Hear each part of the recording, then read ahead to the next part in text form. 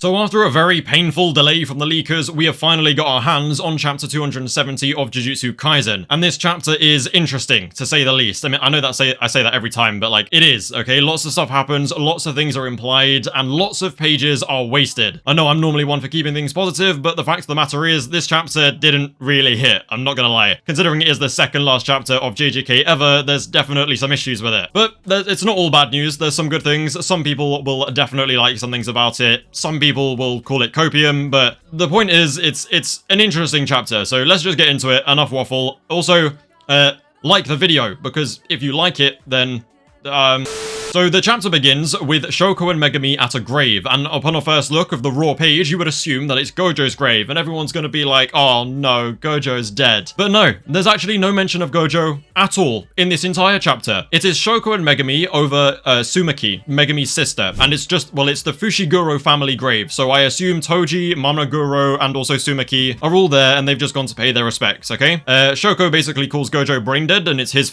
whole fault that this Jujutsu Kaisen shit happened, because he didn't just dispose of Geto's body.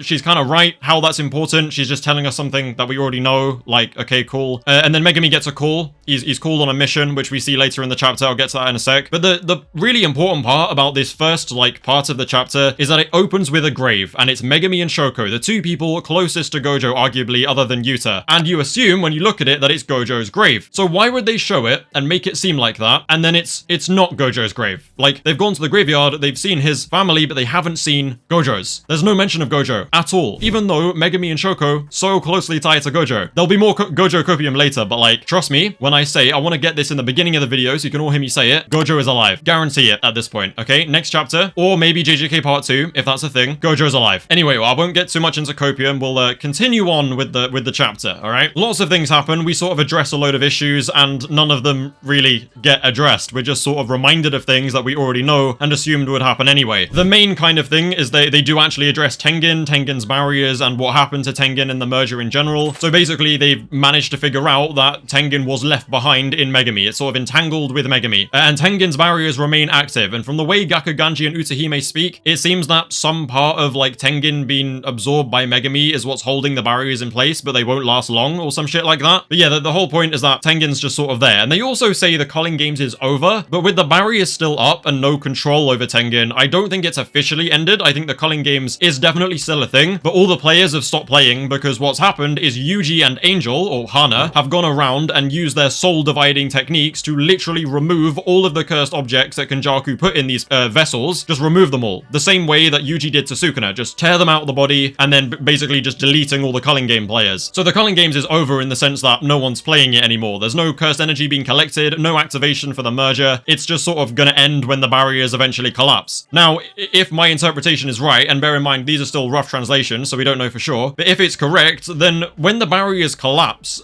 I feel like this is going to have like a worldwide impact, right? Because this is what suppresses curses to Japan. Imagine if like sorcery goes worldwide. We could have like literally a newly awakened villain that is Sukuna level. Because if that goes everywhere and the world learns sorcery, just think about the potential for a new JJK story. Like Jujutsu Kaisen goes international. That would be so sick. Obviously, that's not really implied in this chapter. It's just a sort of nice headcanon copium theory, but I like the idea, so I just wanted to throw it out there. But yeah, it does kind of seem like they're shutting down the merger Tengen thing by just going like, oh, Tengen's gonna be there for a bit. Eventually the barriers will collapse. Yuji and Angel are hunting the Culling Game players, and it's all sort of just over. And it was kind of disappointing to see it go that way, because this is the ending we didn't want. We didn't want it to be closed off like this. We want it to be open-ended, so we can get a part 2, but it doesn't look like that's happening. At least it didn't, until we move on to something that we need translations for, because this shit is crazy. I mean, as you've seen from the title and thumbnail, it looks very clickbait. I've said Kenjaku returns, and it's all, you know, very clickbaity. It's not clickbait. There is genuinely a real conversation in this chapter of Takaba and a guy whose face is covered by a panel, but definitely has the hair of Kenjaku. And he speaks like Kenjaku as well. Like, Takaba and him seem to be sitting in some sort of like restaurant or cafe talking about like a comedy act. They're literally there just talking about like as if they've got plans for the future of being comedians together. The fact that Gege chose to hide his face and that he's got Kenjaku's hair and that he's with Takaba talking about about comedian shit. This is just like Takaba and Kenjaku is there. He's in the chapter. Kenjaku is, I don't know what's going on, but like some form of Kenjaku is there. My current theories is that this is either a flashback to a sort of soul resonance thing that happened during their fight, kind of similar to how Sukuna like connected with Jogo, connected with Kashimo. You know, they both enjoyed the fight so much, they both enjoyed the comedy thing so much that they had this conversation together. And that would obviously mean Kenjaku isn't back. Another theory, which is crazy, is that Takaba actually survived his encounter with Kenjaku, and then using his curse technique, he recreated or reconstructed or birthed a new version of Kenjaku who only is a comedian. Like no curse techniques, no nothing. He just recreated Kenjaku as a person who is a comedian. The reason why this doesn't really make sense is because even if the person of Kenjaku came back as not a threat, there's no way Yuta is allowing that, bro. After what that guy did to Gojo and just this whole shit, no way, his head's getting taken off. So part of me thinks that maybe we're just seeing the afterlife, like maybe this is their airport scene, but the fact that it's just hidden so plainly within a normal chapter makes me think that they're both actually just there getting on with their lives, but Kenjaku is alive. Like he could genuinely be alive. And this does mean potential setup for JJK Part 2. You're going to be hearing that a lot. It's Copium, I know, but deal with it. There's actually very good news on the JJK Part 2 front, but I'll get to that in a little bit. We're going to go through the chapter first, okay? And then we get just a load of little sneak peeks from other people, what they're up to. Higuruma has basically been pardoned and he's been, you know, hired as a sorcerer. So this is going to be his future now. He's going to be a Jujutsu sorcerer, which is crazy because we know he has insane potential and he's very skilled. So if he levels up a bit, he is going to be high up there, like really high up there. But yeah, that's pretty interesting. And then we just get 2 whole pages of the second to last chapter of Jujutsu Kaisen wasted on the random bum-ass guy called Amai, who's Yuji's friend that awakened as a sorcerer in the Culling games, who we saw for about 4 panels throughout the entire series, gets 2 whole pages to himself just saying nothing relevant. Okay, this is the second last chapter of my favorite manga, my first manga, a load of people's favorite manga, the best manga around right now. And it's just 2 pages of nothing about some bum character that half the people reading won't even remember.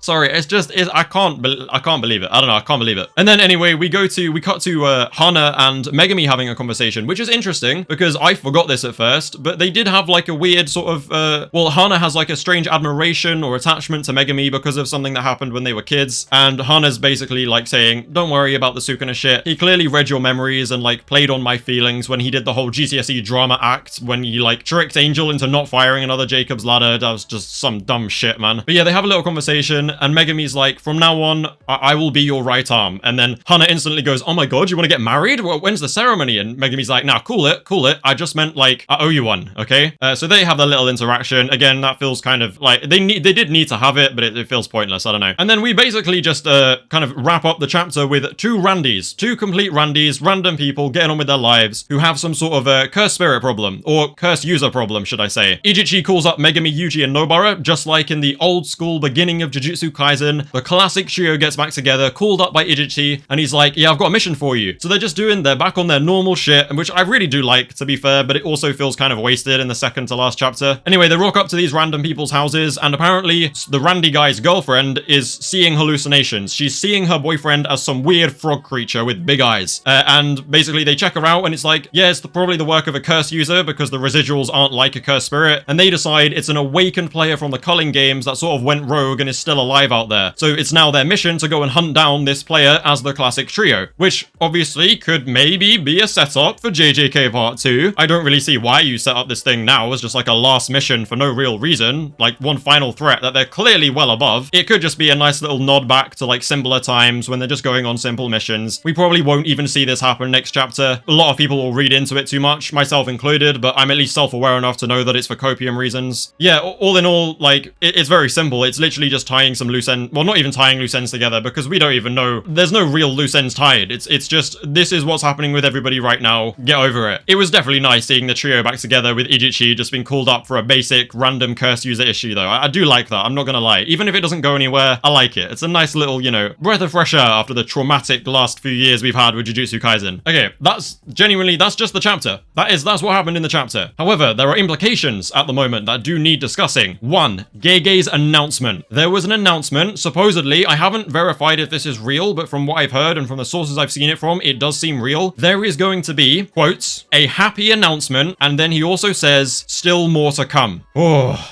Yeah, the Copium is high on that one, bro. Very, very up there. Everyone read that and was like, yeah, JJK Shippuden, it's happening. Kenjaku may be alive, oh, it's happening. Anyway, that was the JJK Part 2 Copium. We got an announcement. Hopefully we'll find out what that is next week. Could be JJK Part 2, who knows. The main interesting point of this video that I want to talk about is there was no mention of Gojo at all. There's been no mention of Gojo, no mention of Gojo's death, no mention of a funeral, no acknowledgement of Gojo in any way whatsoever. And as some of you will probably have seen from the famous Gojo Copium account, Bailey on Twitter, who's, I'm sure, a lovely person. She gets way too much hate for just enjoying a character. But she pointed out that in the last chapter, there was a clock. And on this clock, there were certain times. And those times line up with certain moments that Gojo returned from the prison realm and, you know, other things that kind of foreshadow Gojo return. This chapter was also called, I believe, Dream Ends. And when Gojo was in the airport, the last thing he said was, I really hope this isn't just a dream. No mention of Gojo. We got the whole graveyard fake out. It's called Dream Ends. Gojo said he hopes it wasn't a dream when he was in the airport. Final chapter. I'm reaching, but I'm gonna call it now. I am calling it right now. In some shape or form, Satoru Gojo is alive. I haven't even thought out the theory properly. I don't care whether you think it would be good writing or not. This is not whether it would be a good writing choice or not. I think Gojo is alive. And I'm gonna make the prediction that the final panel of Jujutsu Kaisen is going to be that shot of Gojo from the intro to season 1 of Jujutsu Kaisen where he's standing on the tower looking out over the city. Batman style. I'm slightly trolling, but also not. That's my prediction. Gojo is alive. JJK Part 2. Other than that, boring ass chapter. I'm not gonna lie. Like, they tried to tie up the merger Tengen shit and it wasn't even tied up. It's still so up in the air. I don't know. I normally try and find the positives and I think I've done an okay job of that, but this didn't really hit for me. I'm not gonna lie. Anyway, yeah, that's my chapter review.